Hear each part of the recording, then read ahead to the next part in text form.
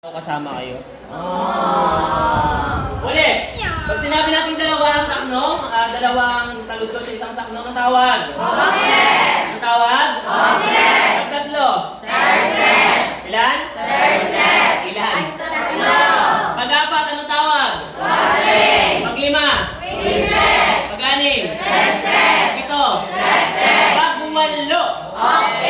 Ang hina, walo? Ang hina, walo? Ilan? Walo, yan. Okay, tapos may tinatawag din tayo class na yung mga karaniwang ginagamit natin mga saknong sa isang tula. Ano yun? Tatlo lang yun. Ang tawag dun sa tatlong yun. Dito lang sa...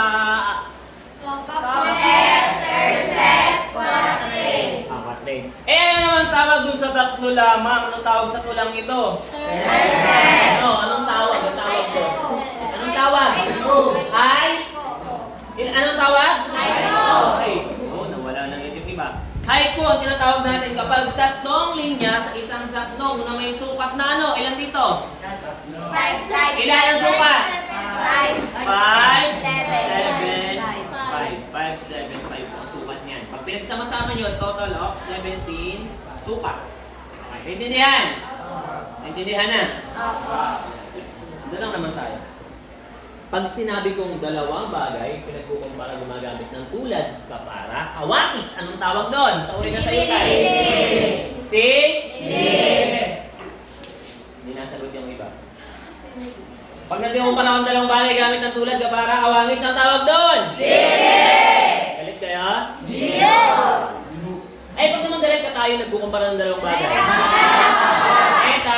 Sa Tagalog ba yung pagwawangis yun?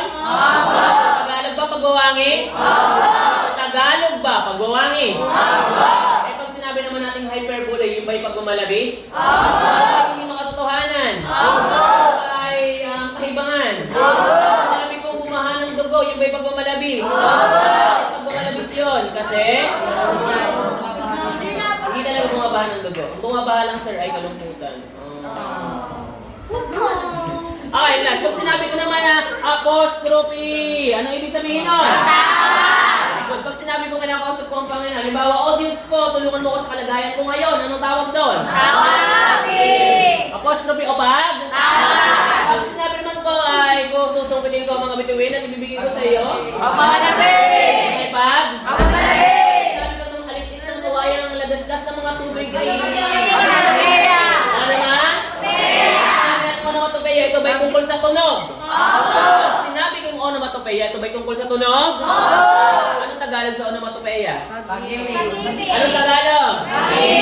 Pag-ibig. Pag sinabi kong synecdoche, ito ba ay representasyon ng isang bagay patungkol sa kabuuan? Sabi kong hingin ko ang kamay mo, Angela, ibibigay ba niya? Hindi bibigyan mo. Ibig sabihin naman ay hinihingi ng isang tao yung kanyang naintindihan? Ano ba? Talinhaga. Pag sinabi natin talinhaga, ito ba'y malalalim na salita? Ang balat sibuyas ba'y iyakin? Ang taingang kawali nagbibingi-bingihan? Naglubid-lubid ang kanyang dila, yung ba'y nagsisinungaling? Naintindihan? Talaga? Ano yung mga elemento ng tula? Una ay? Sunod-sunod. Una ay? Pangalawa? Tugmaan or tugma. Pangatlo? Uy, lancer, lansak? Pangapat? Karektan. Tama rin. Ano ba? Taludtod. Ano ba? Talin? May nakalimutan pa ba tayo? Kung may nakalimutan pa tayo, iyanin na siya nang makalimut na kayo. Okay, ibig sabihin pala class, pag sinabi natin na elemento ng tula, pag ba ang isa nawala, hindi na siya matatawag na tula? Pag ba ang electric fan, nawala ang electric, matatawag ka ba ng electric fan? Kapag ba halimbawa yung jug, walang tubig sa loob, matatawag ba natin siyang jug? Oo, sir. Yun eh. Pag nawala yung taklob ng jug, jug pa rin ba siya? Jug pa rin siya, kaso kulang na siya. Parang ikaw, kapag wala yung partner mo, eh pa rin, pero kulang ka na. Hugot. Okay, class. Ibig sabihin lang, kapag sinabi natin elemento ng tula, yung mga elemento na yun yung bumubuo sa isang tula. Kapag nawala ang isa, ilan ang natira? Sampung butiki tumambling ang isa, ilan ang natira? Wala. Kasi Ha? nagpalagpagan. Wala na, kasi nagpalakpakan yung siyam, nahulog. Ano? Naintindihan? Okay, okay. Class, naintindihan? Sa pagkakataong ito, tatawag ako ng isa para basahin ang kanyang tola. Okay? Meron ako ditong random picker sa aking class record. Kaya naman, ang gagawin natin, mamaya yan, mamaya. Eto nang bawasan ng kanyang tula, Hernandez Daniel. Wala pa nga natin si Daniel dito sa unahan? Wala pa nga si Daniel. Daniel, dito sa unahan.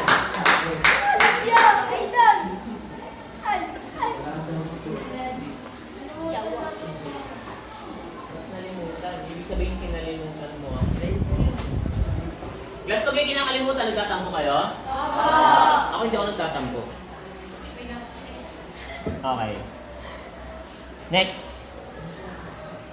Fajardo, Justin Ian. Sir, yung kanina po kasi, hindi niya po naisulat, pero may gawa na po. Nasaan? Nasa cellphone ko. Patingin? Ito po ang naggawa na. Sige. Yun na lang basahin. Lipat ngayon. Ba't nasa cellphone mo naman? Ano po kasi, akala ko po kasi hindi po kasi ako nakikinig kahapon. Pero may gawa po ako. Ba't na-andyan yung kay Ian? Pinasa niya po sa akin, pinapa-edit niya po ako sa akin. Sabi mo yung Sige.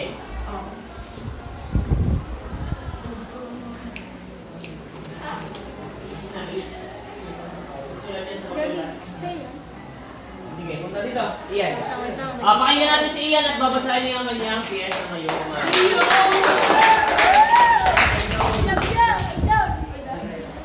mabigyan ng lagi.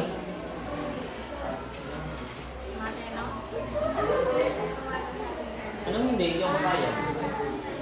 Dali lang.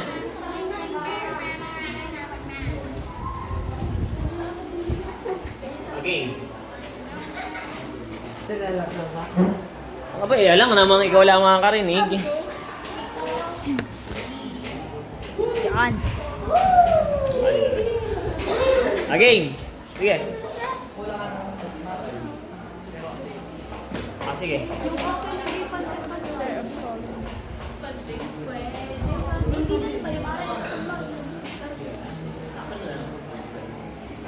Anong pamagat ng iyong tula? Ikaw ang pamagat ng tula.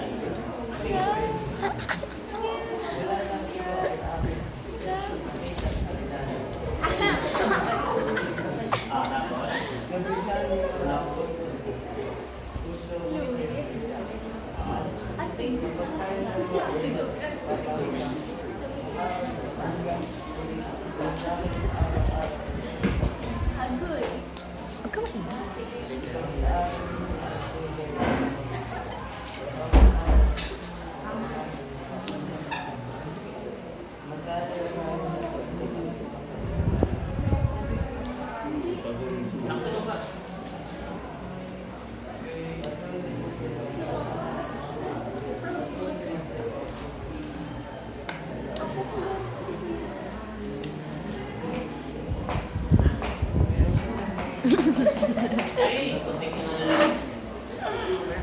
Ano ba?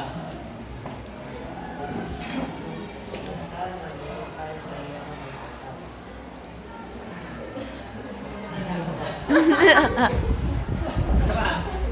Tapos na? Meron pa yan natin pa mag... Konting na lang. Ay, yung sana.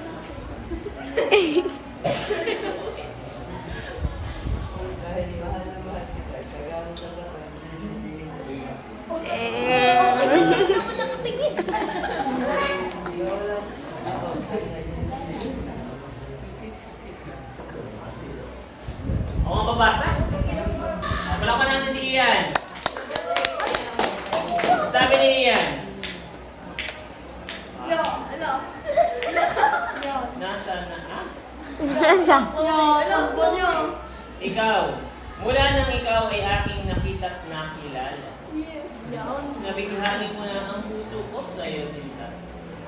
Kapag tayong dalawa ay nagpapangita, mukha ko'y namumula. Namumula ko na Ma'am Round. Mukha ko'y namumula. Ikaw sa akin sa araw-araw ay nagpapasaya. Ikaw sa aking puso at isip hindi na mabubura.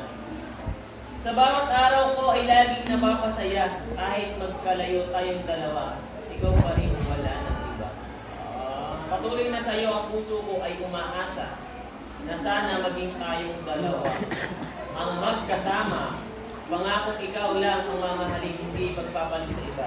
Dahil mahal na mahal kita, itaga mo sa bato, hindi pinitingin sa iba. Ikaw lang at ako sana hindi mo na maghanap ng iba. Tiga-apat yan, labis lang. Ha ha ha. Okay, bala po natin si Ian. Okay. Very good. Pakilipan ng Ian, ha? Pakilipan sa ano. Okay, random picker, part 2. Okay, sino to? Mandia, Abi.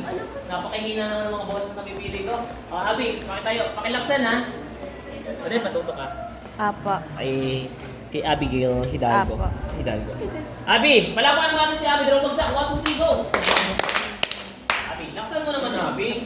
Ano? Ahem! Sino kaya yan? Ayun ako. Para kay Dre. Ano pamagat ng tulang mo, Abi? Oh, pag-ibig. Sige, anong klaseng pag-ibig? 1, 2, 3, go. Pag-ibig na ito'y pagkagulo-gulo.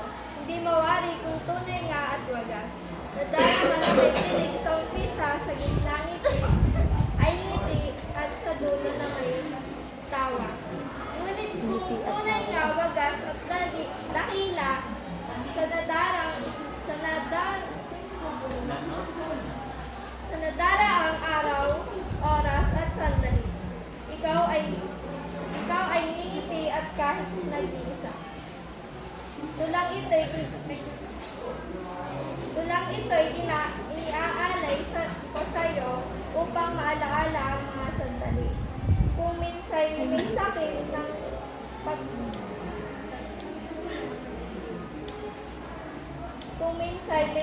ng pagsithayo, ngunit tuwa pa rin ang nadarama sa tuwing ikaw ay aking tatay.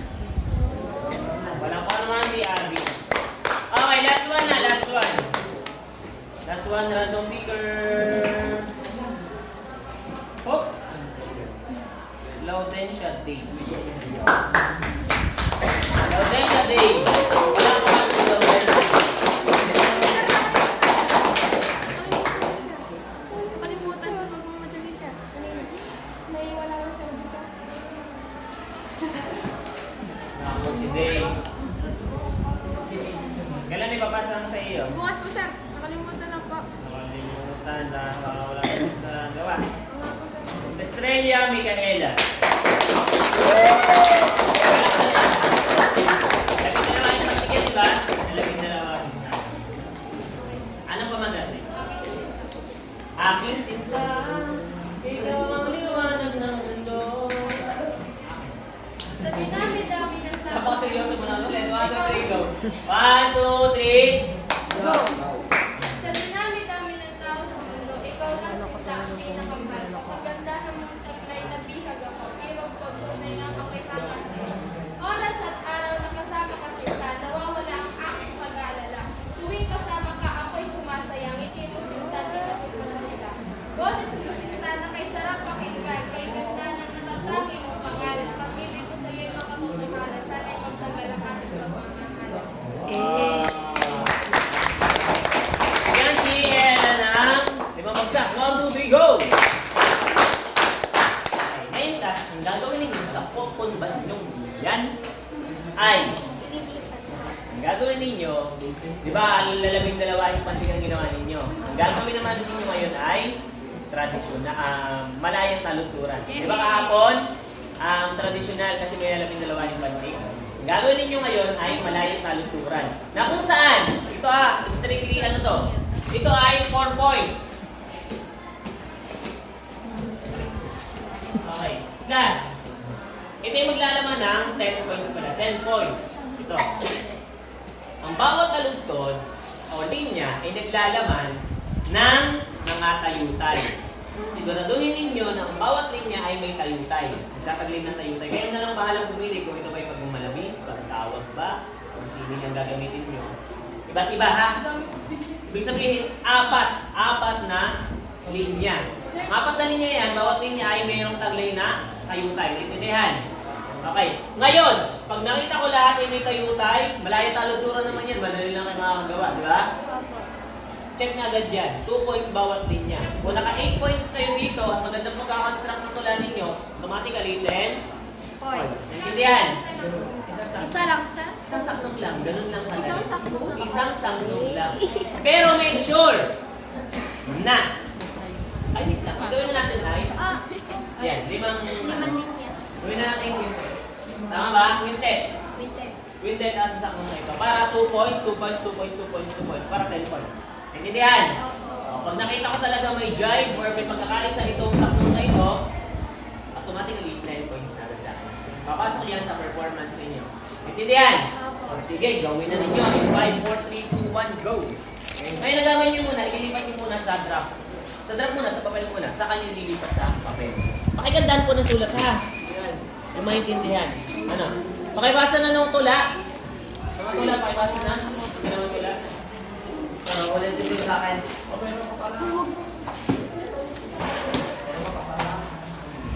Diba?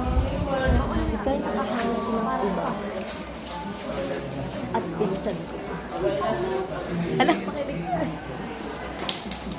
Ina. Last, nasa na? Ubat na rin. Ubat nila. Aye! Aye! May mga college student na tayo ngayon. Nakadilaw na ako. Hindi lang pala. Paanohan lang. Kung pwede lang sa Diba? kaya wala yung taluturan. Kahit ano. Pantig pa ba? Hindi na. Last, pag sinabi natin malayang talagturan, may sukat ba yung tugma? Wala po. Kailangan ka ba kahit walang sukat at tugma? Pag naman traditional yun ay may sukat at Lalagyan pa sa okay lang kahit plain lang. Kaya pero kayo ang bahala kung kayo magdi-design. Ano? So, ayan. Hi muna kayo sa vlog. Mamaya panoorin niyo yung aking unang series. Andito kayo nun.